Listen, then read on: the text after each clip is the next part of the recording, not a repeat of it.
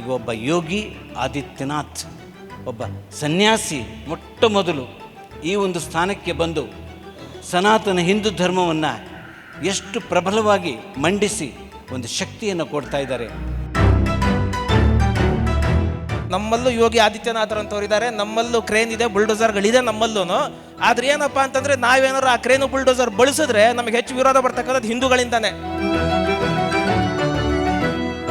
ಸನ್ಯಾಸಿಗಳೇ, ನೀವು ಜಾಗೃತರಾಗಿ ಹೊರಡಿ. ನಾವು ತ್ಯಾಗ ಮಾಡಿದವರು, ನಾವು ಕೆಲಸ ಮಾಡೋದಿಲ್ಲ, ನಾವು ಧ್ಯಾನ ಸಾಧನೆ ಪೂಜೆ ಇಷ್ಟಕ್ಕೆ ಸೀಮಿತವಾಗಿರ್ತೀವಿ ಅಂದರೆ ನಿನ್ನ ಜೀವನ ವ್ಯರ್ಥ, ಹೋಗು ಅಂಥೇಳಿ ನಮ್ಮನ್ನು ಕಳಿಸಿ ಇವತ್ತು ಮಾಡಿದಂಥ ಕೆಲಸವನ್ನು ನೀವು ನೋಡ್ತೀರಿ. ಎಲ್ಲೆಡೆ ಸುಮಾರು 5 ಕೋಟಿ ವಿದ್ಯಾರ್ಥಿಗಳು ರಾಮಕೃಷ್ಣ ಮಠ್ ಆ್ಯಂಡ್ ಮಿಷನ್ನಿಂದ ಓದ್ತಾ ಇದ್ದಾರೆ, ಹೊರಗೆ ಬರ್ತಾ ಇದ್ದಾರೆ. ಹಾಗಾದರೆ ಮುಂದೇನು? ಇದು ಪ್ರಶ್ನೆ. ಇದರ ಆಚೆಗೆ ಇರುವಂಥದ್ದೇ ನಮಗೆ ಅಧಿಕಾರವೂ ಬೇಕು.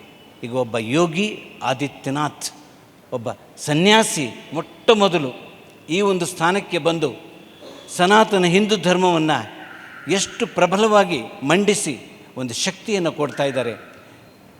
ನಾವು ಹೀಗೆ ಪ್ರಹಸನವಾಗಿ ಹೇಳಿದ್ವಿ, ಭಾರತಕ್ಕೆ ಇನ್ನೂ 25 ಜನ ಆ ಥರ ಯೋಗಿ ಆದಿತ್ಯನಾಥ್ ಬಂದರೆ ನಮಗೆಲ್ಲ ಮುಕ್ತಿ ಇದೆ. ನಾವು ಧೈರ್ಯವಾಗಿ ಎದೆ ತಟ್ಟಿ ನಾವು ಸನಾತನಿಗಳು ಅಂತ ಹೇಳ್ಕೋಬೋದು. ಅವಾಗಲೇ ರಾಮಕೃಷ್ಣ ಮಠ ಸ್ವಾಮೀಜಿಗಳು ಭಾಳ ಚೆನ್ನಾಗಿ ಹೇಳ್ತಿದ್ರು, ನಮಗೆ ಯೋಗಿ ಆದಿತ್ಯನಾಥ ಅಂತಹ ಸಾಧು ಸಂತರು ಬೇಕು ಅಂತ. ನಮ್ಗೆ ಅತ್ಯಂತ ಬಹಳ ಗೌರವಯುತವಾಗಿದೆ. ಆದರೆ ನಾನು ಹೇಳೋದೇನು ಅಂತಂದರೆ ನಮ್ಮಲ್ಲೂ ಯೋಗಿ ಆದಿತ್ಯನಾಥರಂತವ್ರಿದ್ದಾರೆ, ನಮ್ಮಲ್ಲೂ ಕ್ರೇನ್ ಇದೆ, ಬುಲ್ಡೋಸರ್ಗಳಿದೆ ನಮ್ಮಲ್ಲೂ. ಆದ್ರೆ ಏನಪ್ಪ ಅಂತಂದರೆ ನಾವೇನಾದ್ರು ಆ ಕ್ರೇನು ಬುಲ್ಡೋಸರ್ ಬಳಸಿದ್ರೆ ನಮಗೆ ಹೆಚ್ಚು ವಿರೋಧ ಬರ್ತಕ್ಕಂಥದ್ದು ಹಿಂದೂಗಳಿಂದಾನೆ, ಬೇರೆಯವರಿಂದಲ್ಲ.